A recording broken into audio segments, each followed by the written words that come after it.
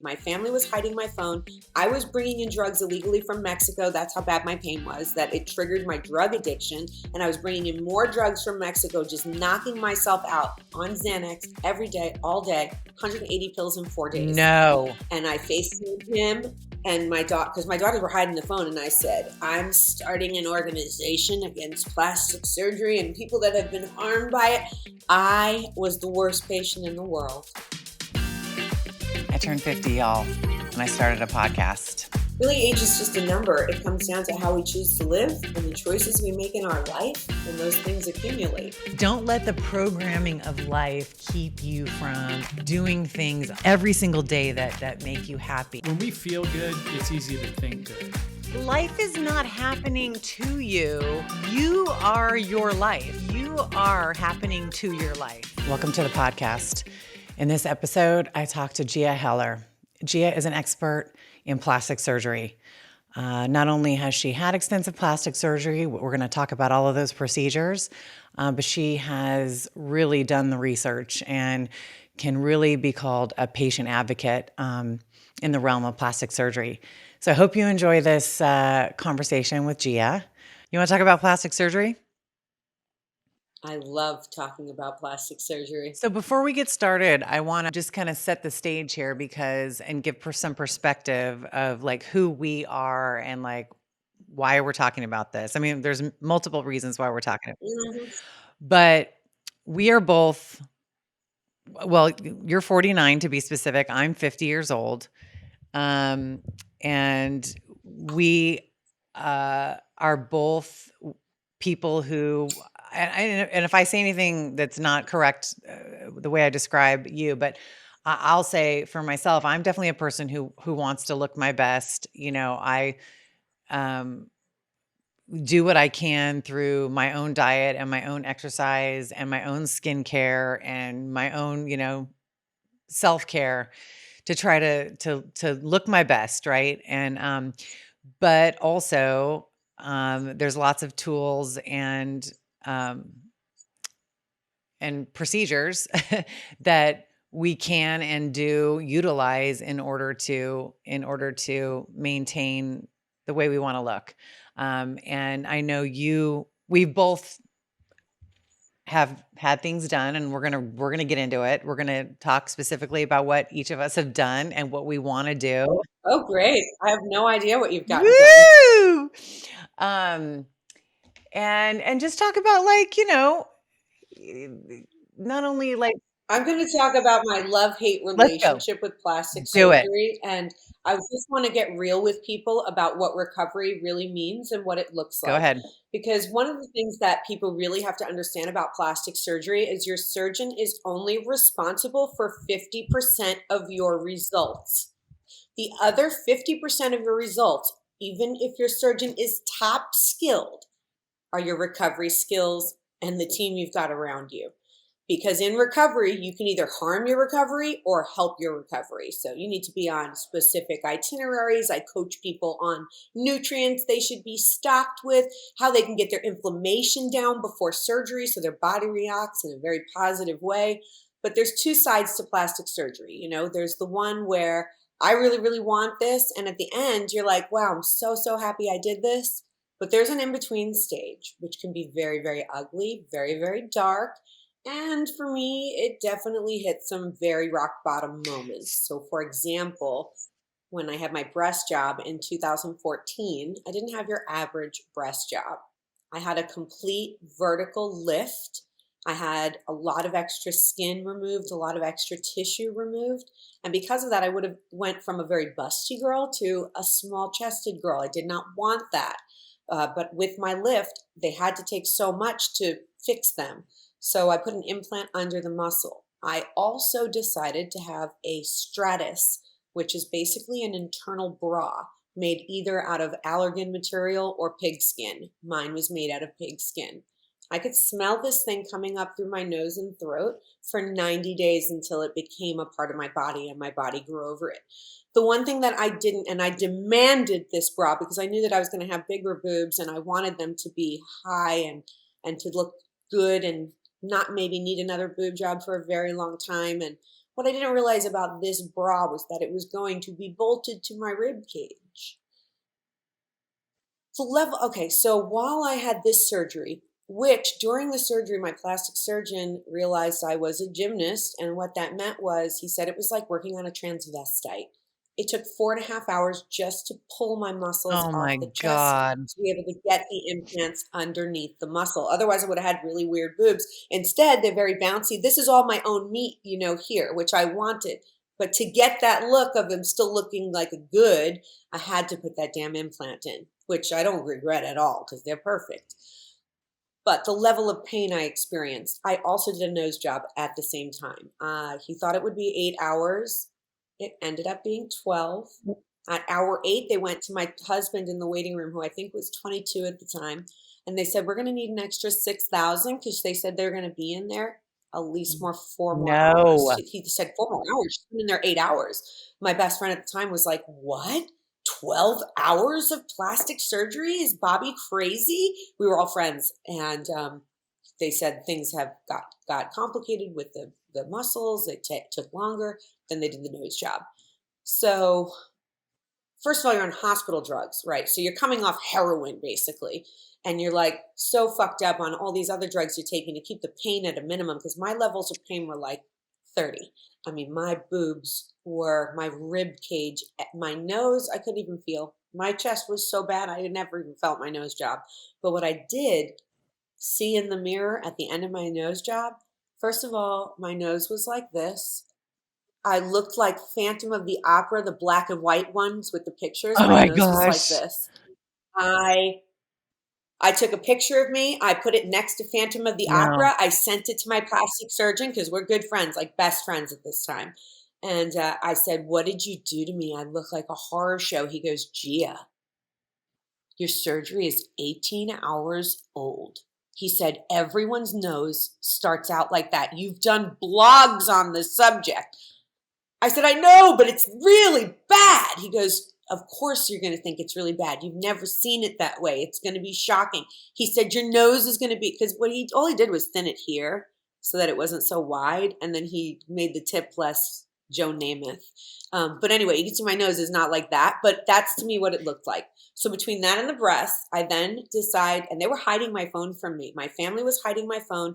I was bringing in drugs illegally from Mexico. That's how bad my pain was, that it triggered my drug addiction. And I was bringing in more drugs from Mexico, just knocking myself out on Xanax every day, all day, 180 pills in 4 days. No. And I FaceTimed him and my daughter, because my daughters were hiding the phone. And I said, "I'm starting an organization against plastic surgery and people that have been harmed by it."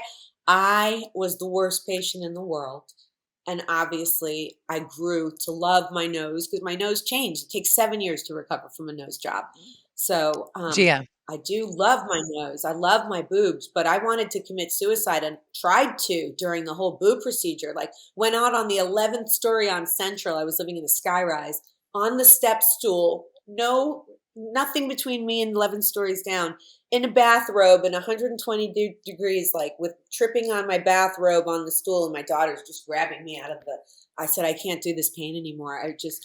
I have no pain tolerance." So some women suffer well. I Oh. don't. I don't suffer well. I just keep begging for death, and I keep begging my grandmother to come. I sound like a lunatic, and it's not. There's nothing graceful about my recovery. Okay, wait, So wait, wait. in that Wait, moment, I need to interrupt you okay, because I feel like we're okay, gonna go on for 20 minutes. This is a conversation. This is a okay, conversation. okay, First yeah, of just all, break was in. this your first plastic surgery, the nose job and the boob job? So No, why but it was my first complicated, major, hardcore. The first one was a what was the breeze, first didn't one? hurt, went on a cruise in 5. I did my eyes. So I removed the hooded lids, and then I had the fat removed from here because I had like dark gray circles my whole life from birth. So that pretty much took care of And that. I don't even use did you concealer. do that in Loved it. Phoenix or Scottsdale? Scottsdale in a hospital with Dr. Bonias. Oh, okay. The same doctor who did your boobs and your nose? So he gave me a liquid facelift that was 2008. That's when our relationship began, and it ended in 2019. And I'm But of course, I still have to refer him constantly because people say, "Who did your nose? Who did your boobs?" So, I mean, I'm still a constant source of Right. referrals. And he'll even send patients to me for me to talk to them about specific surgeries. So No money, no referral fee. you started with your eyes. And I started with my how old were you eyes, when you did that?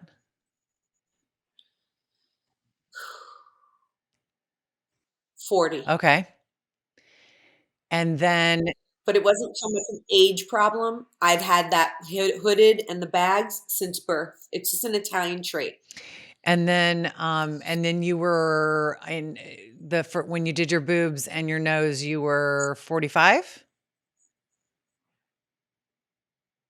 No, 2014. So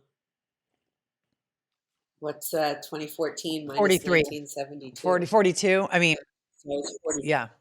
Yeah, and you have to understand, in between all that, I was doing, Botox until I became completely immune. That's why I don't have wrinkles etched. But right now, I let my Botox run out. So you see what I look like natural. So if I don't keep up on the Botox, these will become permanently etched. And I've kind of been like toying with the idea of just being a little more natural now, Yeah. just from here up. Right, right. So we'll see. I made that final decision. I like being animated right now, but I also don't want those lines etched permanently. So it's a fine line. It really is. Yeah. What do you just as a sidebar, do you have is there some negative thing about Botox that you want to not do it or is it just expensive? It Botox doesn't work for me at all anymore, so I have to do Dysport. Um, Where I live, they want to charge about $2,000 for what I need, so I have to make an hour drive to pay my normal like 200, 250. So it's not that expensive. I can drive, but it's like for what? Ryan's like for what? And I don't know, something about Ryan saying for what? right. I'm just like, wait, for what? And then I'm like, wait, no, Isn't that I don't know. interesting? So anyway, I'm just trying not to do the same thing just because that's what I've done. Right. I'm trying to do things with actual consciousness behind it. Right. So, So right now it's not bothering me, so I'm not doing it. So we'll see for a minute. mhm. Mhm. It's my first time since 2008 not doing it though. I did go into Miami, and for Valentine's Day, he got my lips done. So I did update them. Very nice. So here's the problem, and they're not very nice. They're good because she was good. She was really good, but she was very clear to me that they were already, because I've been filling since 2008. I really want to point something out to you. Do you see above my lip where it's kind of shiny, how it's kind of like, it's almost like I could take my liner all the way outside Okay, my I see lip, that. I if you see can that. see. I see that. That's filling, old filling, right? That has migrated. And that's what gives it. So right now, I kind of think that's sexy. If I keep doing this without dissolving all of this and starting from new at some point, this is going to get more and more ridiculous until I look like one of I those see. other I see ladies what you're that I don't want to look like. Mhm. So for me, what's going to happen at some point, I can promise you this, is I will get all of it completely dissolved, which I understand is painful. So I'm going to have them do it when I get my lip lift done. So what that'll do is put my incision right here. Okay. And what that'll do is it'll naturally create the lip I'm looking for just by removing some of that extra skin, and I won't have to fill any more. So this is the object for me, is not to be filling my lips the rest of my life, because they will get weird at some point, to guarantee, or you have to get them completely So dissolved and start over how and do you over. dissolve lip injections? They give you injections that dissolve all of the Oh, injectables. So right now I have injectables also in these columns. I put some uh-huh. here because Bobby taught me that, and it really just creates a nice look through Uh-huh. here. So I like having, but they were really accentuated like a month ago, but these dissolve so much quicker than the lips. The big problem with a woman is as we age, the space between our nose and our lip just keeps getting longer and longer. And this is what creates that like old lady monkey look. So the next step to really take care of this naturally is to do the lip lift. And because I am already getting a little long through here. So I would say by 60, maybe even 55, I'll probably do that lip lift. Wow, I And have then never I won't have heard to of a worry lip about lift. it.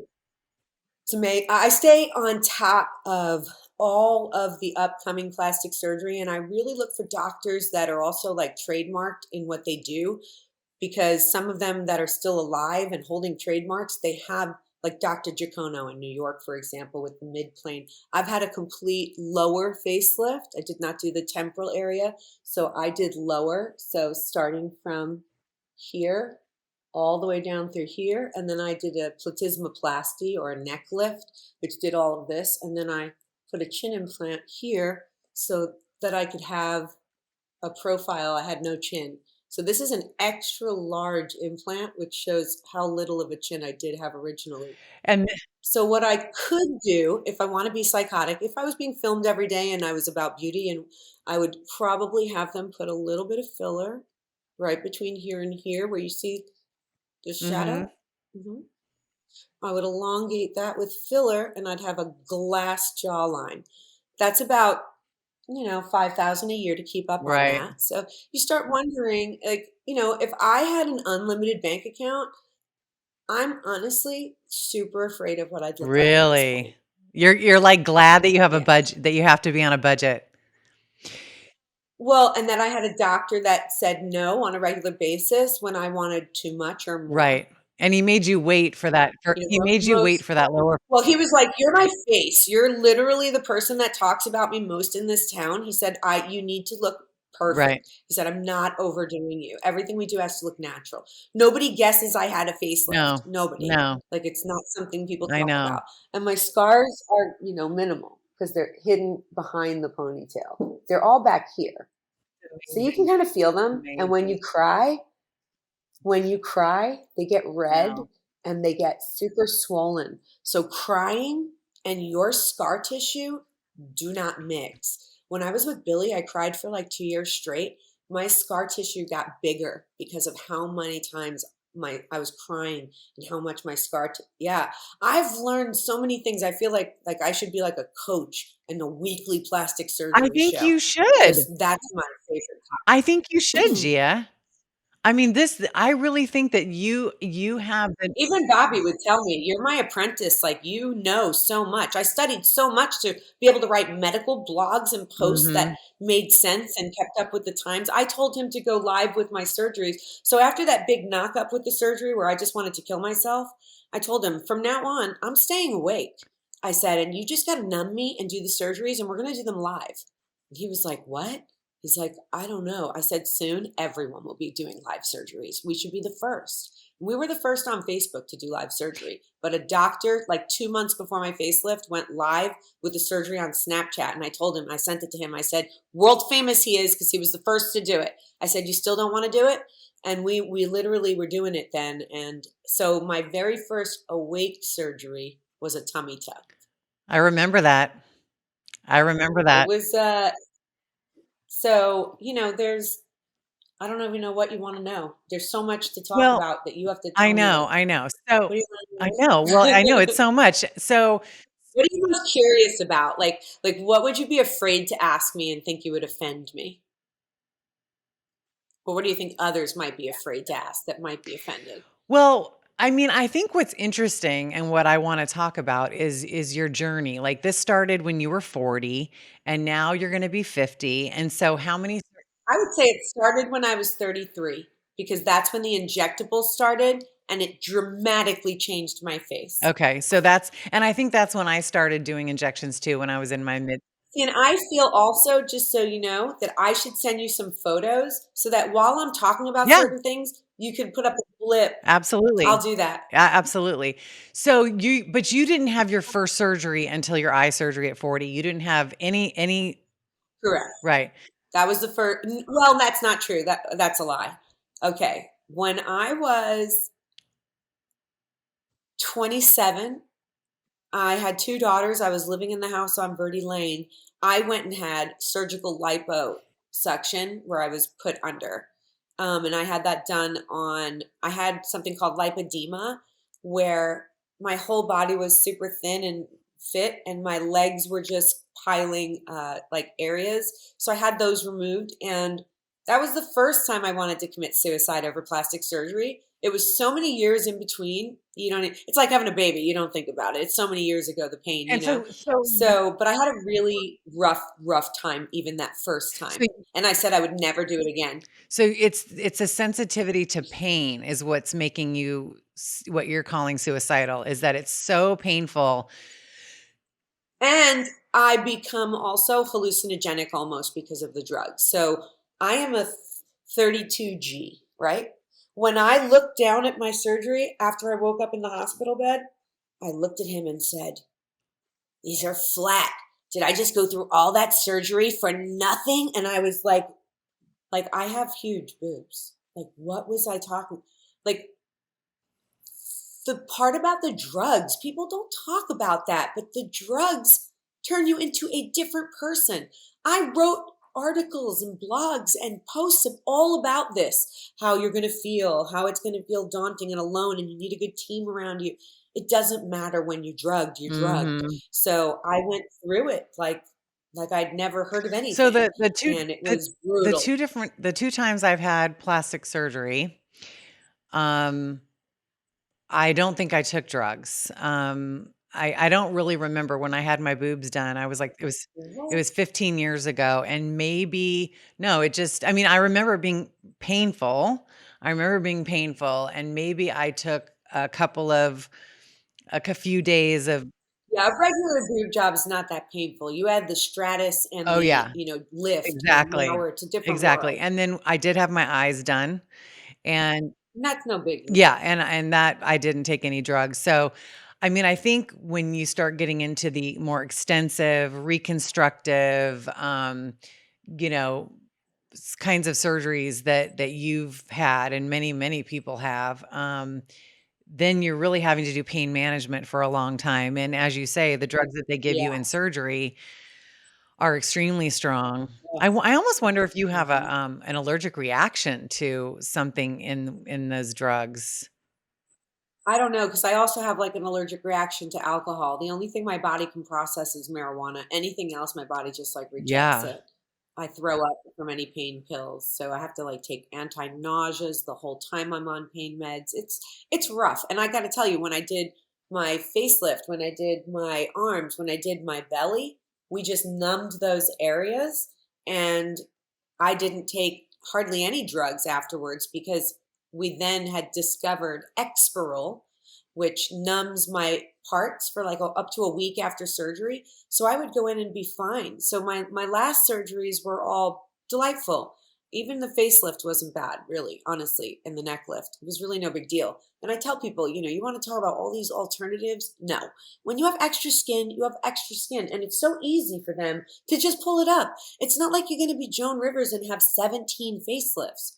Maybe I'll have one more before I die. Maybe. We'll see how I feel. If he's aging and we still look the same, why am I going to try to look 30 when he Right. starts looking 50, right? It doesn't make sense. But there are certain things, okay, that I wish that I could have accomplished with my first facelift, like the nasal labial folds. This is, in my opinion, I've never seen any other doctor address this other than Jacono in New York, who charges $70,000 for a facelift. When he does it, he goes all the way into the mid plane, and these are completely gone. And what that does for his customer is it makes them look like their teenage daughters. It's insane. This is a huge part of what makes us look older, especially on this side for me. It's really deep, and I really don't like it. Well, I think you look beautiful. I mean, who wants to look like Thank their you. I teenage think daughter? Who wants to look like their teenage daughter? Nobody wants to look like that. I just want my face to match my it's good. body. I want my face to match my body. And, like, I work really hard to, have a fit Keep it young. body, and I want this to kind of be in alignment, a little bit. It's really just skin correction more than anything. Our skin just gets heavier, and you grow skin every year. So you're constantly growing skin. So you're either going to remove it or you're going to look ridiculous and horribly aged. Okay, Right now, with the amount of skin my mother has at 74, if she had a facelift, she would just look like just a human being again instead of letting this all just like a melted candle with all those lines. It's like I can't have that look. I won't be able to do that. Do you watch The Real Housewives of Orange County? No, No? no, that's too much for me. I can't. No? Um, No. well, They take it to the next level of where I really don't like it. yeah. Well, and then I was gonna tell. I don't like women that much in Yeah, I general. know you don't. I know. I really don't. But and especially watching them on a show like that reminds me of why I don't. Yeah, Like they're just so vicious and yeah. I don't know. I try to be really careful with what I put But in. I understand, but the reason I asked you about it is because there's one girl on the Orange County show, her name's Tamra, and she had a lower facelift. She's our age. She might be a few years older, a couple years older now, but her mother, when you brought up your mother, her mother also she got her doctor to do her mom, and her mom needed it way more obviously because as you say she's older, she's never done anything, and her mom got a full Right. facelift and it was like, oh my god, it took her from zero to hero in like, one Yeah. day. It was amazing. It's just extra skin. It's nothing to be ashamed about. Yeah, but don't you think also it's nothing to be ashamed about if somebody wants to leave it that way? 100%. Yeah. Y- 100%. When I watch movies back in the 80s and I look at their faces, I just say, thank you, science. Hey, what do you think about what is her name? What's the gal who is married to Tom Cruise? Yeah, what do Nicole you think about Kidman, Nicole Kidman? too much now. She's gone to the point, just it's not as bad as Madonna, Oh obviously. god. I literally had to unfollow my I hero. I know. can't look at her Okay, let's talk anymore. about Madonna. I'm Did she get butt implants? Yeah, she's very open about it. They're terrible. It's so embarrassing. She had the most I perfect body, agree. just a lean I athlete body. agree. Embrace With what big you boobs, got. she had You great even boobs. had tits. Right. She was perfect. Yeah, her ass was small, but it was Muscular. It was perfect. muscular. It looked So is she really ridiculous. open about the butt implants? Oh yeah, because she had an infection. She was all in the news. Oh, I didn't know that. I just saw her butt when Yeah, she was on the she I saw debuted. Yeah. on the award show. I saw her butt on the award show, and it was so obvious that she had a butt implant. So So awkward to I just don't even want to look at her so what anymore. And her face, she just looks like an alien through here. so what do you think? And that's what a lot of them do. That I don't do fillers in my face because I believe, like for me, what am I gonna do? Fucking 70 years of chin filler? No, you put a fucking implant in and now it's solved for. If you have no cheekbones or you really want this to be more pronounced, put a fucking cheekbone implant in, a little tiny one. It'll give you exactly what to keep filling over filling, get pillow face. I mean, even Courtney Cox had to painfully have her whole face dissolved. She looked like a monster. She looked like a lion. Did she dissolve all of that? Yeah, she dissolved it down. If you see a recent picture where they have all three girls aged sitting there, she looks normal again. But she had to dissolve it, and it's painful. So what Madonna's doing is she's filling in her cheeks? She's hyper filling. She's constantly filling. My guess is she gets filled at least every month. Oh my god. I've never seen it, and that's why I say I'm scared of what would have happened if I would have had that kind of Right. money. Yeah, And also my image was my entire basis of for life, you know? right. She's a control freak with her macros and everything, like, I don't know who she is Yeah. anymore. Good if she's happy, God She fucking looks bless her, happy. but I'm sad that She does yeah, look happy. it's just easy to look happy for a camera, I And don't she's know. also dating a much younger man, right? So she's 62. He's like 18, I No, he's think, like right? 25. I think 18 or he's 20? 25 or 22. Is he 25? I think he's Well, 22. I think he was 18 when they started dating. I think they've been together a I while. just wouldn't that be get old after a while? I would think. I couldn't. Like for me, like it's I don't know. I guess it really, really depends on the guy. Because when I was 40, my husband was 21. So, but you know him. He was like a neoclassical composer Yeah, and Asperger genius. right. So it just was different. Yeah. But the normal ones, like no. I think once men are 30s, that they are the man they're going to be. Yeah. So 30s is Yeah, okay. I agree. I think there's a sweet spot between 35 and 40. And so I guess that's where we're at. So back to the plastic surgery. So there is a fine line, right? It's art. It's art. And you worked with the same doctor for many, many years. Why did you choose this doctor? And what is your criteria? Tell me about your relationship with this So physician. my girlfriend introduced me to him, and I loved whatever he was doing to her face. She just looked so fresh and polished and tight and lips. And I thought, what the fuck is that? You look edited. And we all edited our photos before all of this shit, too. It's like, easy, guys. And for me, I'd rather not edit the photos. I'd rather have the Snapchat chin I wanted. Like, Right. so wait, what was I saying before that? Just about Dr. Bonias that you were introduced. So my Yeah. girlfriend introduced me, and he said to me that we could exchange, marketing in exchange for a liquid facelift. So at this point, I had recovered from cocaine. Like, so my bags under my eyes, you'll see them in the photo. They're pretty heavy at the age of 25. Like, they're bad.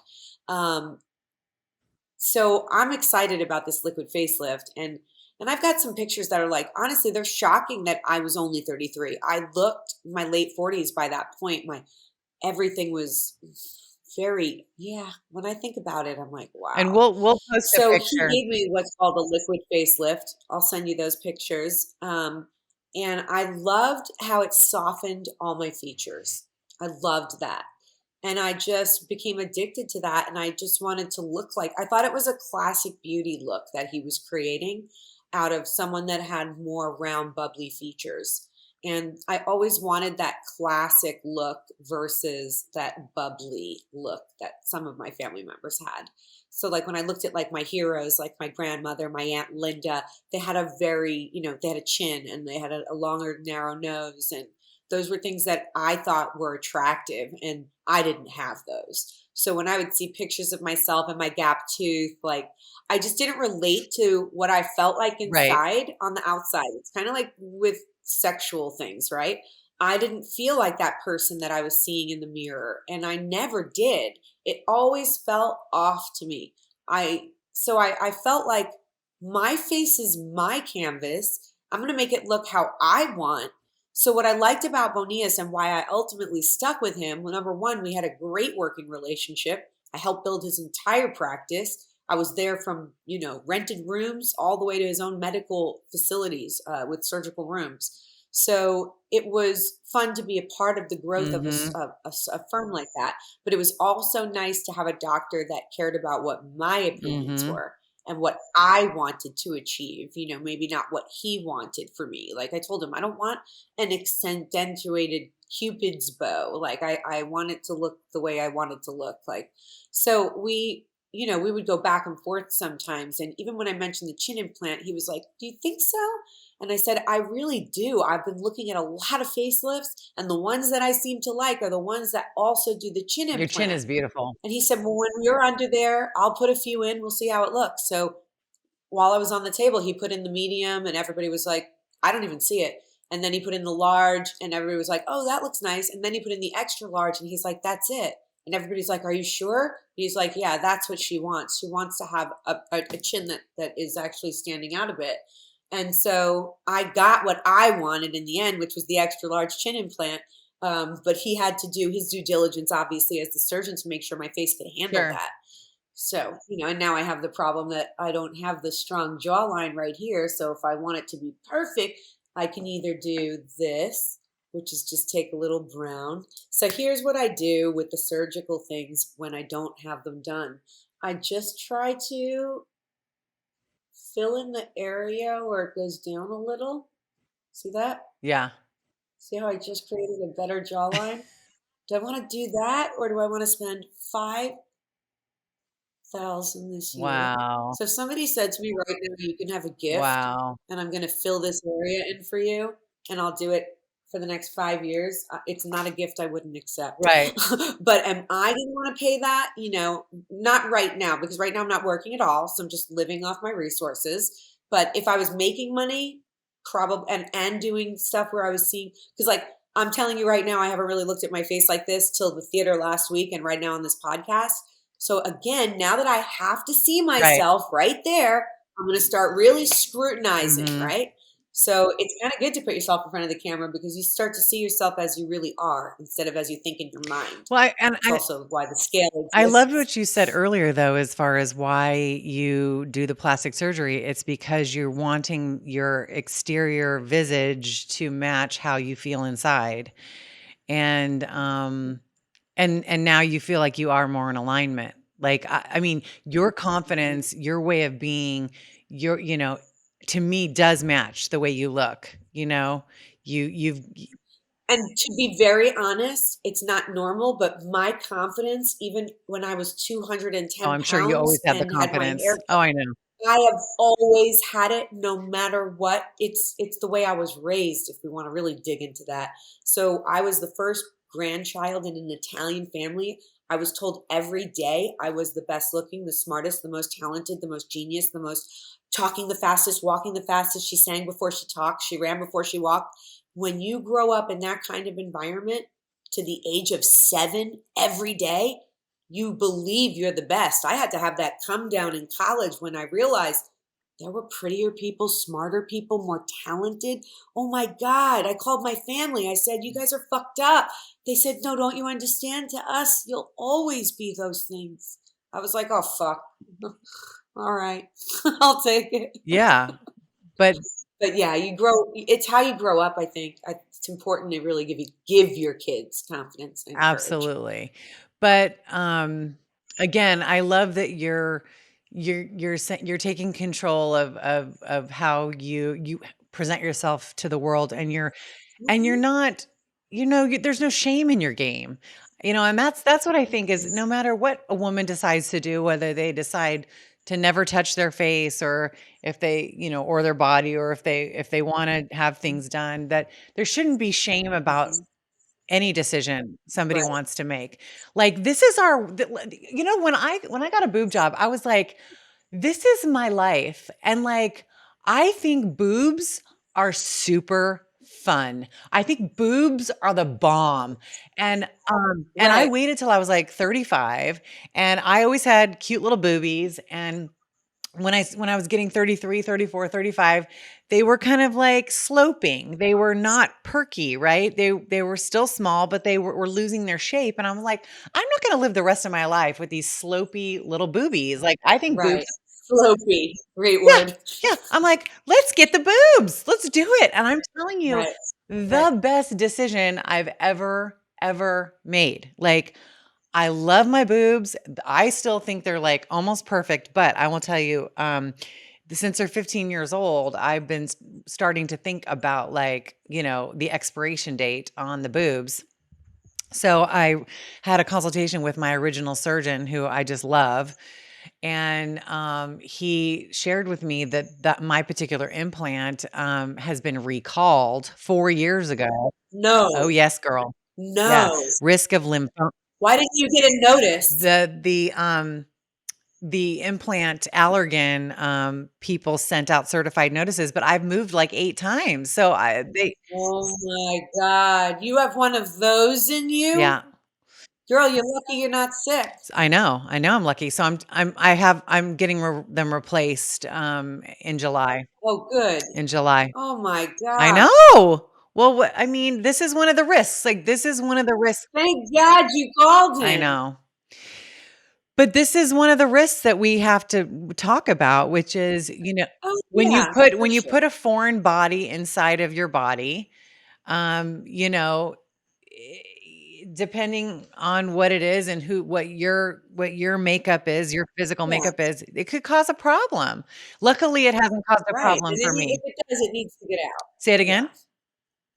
If it does cause a problem, it needs to be Right. removed. But I think that most people, get by without having too many But reactions. Gia, I mean, I had staples in my arm and that didn't dissolve because my body doesn't have the enzyme to dissolve staples. So I had spitting. So I have this terrible scar because I used to have, those women that have like the wings uh-huh. here? So I had the wings removed. When And did on you this do arm, the that? scar is very light. I did that 2015, because they were like, I'll send you pictures. But look at this scar, and then look at the one where they didn't dissolve. I have to have this whole scar revised because spitting sutures were coming out of my skin for 18 months after the surgery. He can't tell me that I'm going to have an enzyme in my Right. body that's not going to digest. You know what I mean? Exactly. So there can be odd complications as well. You have to be prepared Yeah. financially. You have to be in a position where if you have to go back to work while you're recovering, that's So pretty let's bad. talk about the kind of research somebody should do in order before they make a decision on a surgeon. Like what would be your advice if somebody's wanting to get their eyes I'm going to give one piece of advice that is going to sound absolutely ridiculous and absurd, but it's the same advice when I'm looking for the best pizza in a new state. If 2,000 or 250 people have left a review and you're still at a 4.9 or a 5-star rating, you're fucking magical. That's where I'd start my research. Everybody in the world is going to have this hit and miss kind of reviews, except the best of the fucking best. They have fucking all 5-star reviews or 4.9 because one motherfucker out of 10,000 did something fucked up.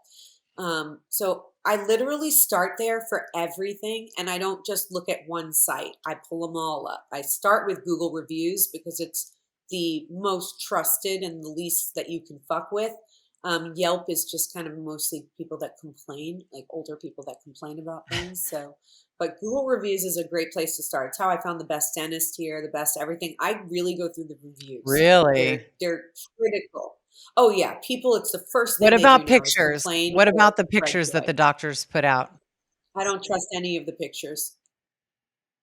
I don't trust any of them. I trust There's a few pictures that I do trust Jacono. I do trust him just because he is literally the guy on every stage he's just the number one in the world for facelift. So I do believe his pictures. But like, for example, there's this guy that does lipedema surgery in Florida. And I got into this group and I was watching these girls and their before pictures were being taken standing up and their after pictures are laying down on the table.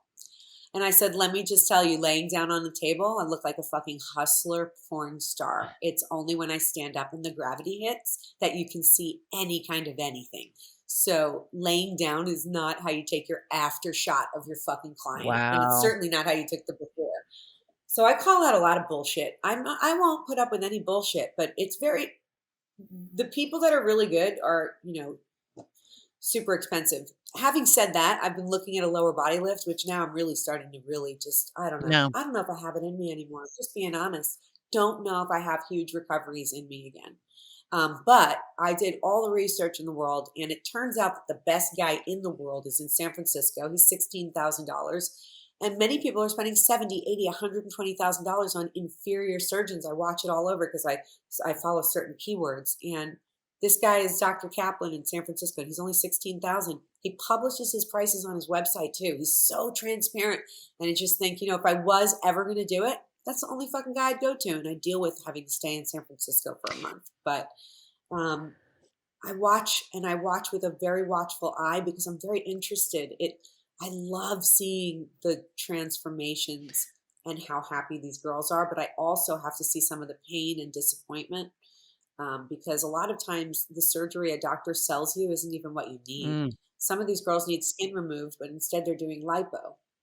Dr. B convinced me that my arms were fat and he needed to lipo them. So he lipoed them and he got this much fat out in the fucking thing. He goes, my God, I can't get any fat out. It is all thick skin. He's like, your skin is like an ox. I said, I told you. So then when he took it off, it was literally so dramatic because this was a moon. It was a half moon. Wow. So skin, there's no fucking cream in the world. No. There's no cream. It's the scalpel. Extra skin is extra skin, no matter where you get it from. When you see my belly and the extra skin, I mean, I look like I'd been working out for 6 years after that, but the picture was 2 hours later. It's just skin. Yeah. But some people, if they're fat and they have the extra skin, the problem is that they don't see the same kind of results. So the results are very varying. If you have somebody that has a ton of thick skin, they're going to have the most amazing result because when you take it away, there's nothing left. And so it just shrinks Right. down. Whereas if you're just all over kind of lumpy and you get a tummy tuck, you can't even really tell barely. Just your pants fit a little better. So, as far as like completing the research and the due diligence for choosing a surgeon and going down that route, you go to Google reviews first, and then what do? You schedule a consultation and see how I, you feel with the physician? yeah, how I feel about the doctor in person, but I've also looked at some of the girls that are in my area that I like the way they look, and I'm like, who are you seeing? One girl, I was like, wow, who did your legs? And she's like, well, I'm in Australia. I said, oh, of course. So I do reach out to people whose photos have inspired me. Mhm. I'll tell them, wow, you did a really great job. Or I'll also sometimes say, hey, he's telling you need blah blah blah, but it looks like you need a leg lift, and if you don't get the lift, then that skin's going to still be hanging. You're still going to have the same problem. And it's just basically they're going to try to get out of you what they can get out of you because they know you can't afford both. So instead of telling you you should really just save up and do both, they're just going to do whatever it is you can pay them for the most part. I'd say that's 90% of doctors. Really? The other 10 are like, this is what I do, this is what I specialize in. I can't help you to the degree you want to be helped. I can't help you. So you have to make sure your client has realistic expectations. I mean, if people knew what you know, I mean, it would be so helpful in order to. I feel like if anybody in the world that was thinking about plastic surgery talked to me on any surgery that I've had or that I've researched, that they would be in a better place afterwards. And I've done this for so many of Bonillas's patients just because they have no one else to talk to Mhm. because none of his patients will allow patients to call them at home to talk about their surgery. Mhm. I do it because I know what it's like to feel like and to want to talk to Mhm. someone and there's no one you can Mhm. talk to. And it's a very closed world in that Have you regard, thought which about is getting into ridiculous. that business and consulting for plastic surgery? Consulting the I patients? have not. If some I'm at the point where I don't want to start a whole new process. If someone could put me in that position, I would be that person. But I don't. This is where the problem is with Myrna and my other business as well. I don't want to self-produce anymore. I speak in sound bites and I can go on for 15 hours and I've done documentaries for A&E Entertainment and I am perfect for this. I don't want to produce myself. Do I want to go on the hunt for a producer? I don't know. I have so much less drive right now at 50. I don't know. Maybe. Interesting. Well, I don't wanna. I don't want to self-produce. I don't want to do TikTok. If someone were doing it, I can provide content all day long, but that's all I want to Mhm. do. I don't want any part in the business or That's anything. I exactly that's just want to exact you just wanna create. You just wanna create, and I'm a yeah. 100% with you. I am 100% with you, and that's why it took me so long to get this project started is because I was allowing the technical part and the editing part and the marketing part and the production part to get in the way of me creating. And so I Right. researched and found a freaking production company and said, I'm going to pay you to do this. And I'm just going to do the part that I want to do. You know what I mean?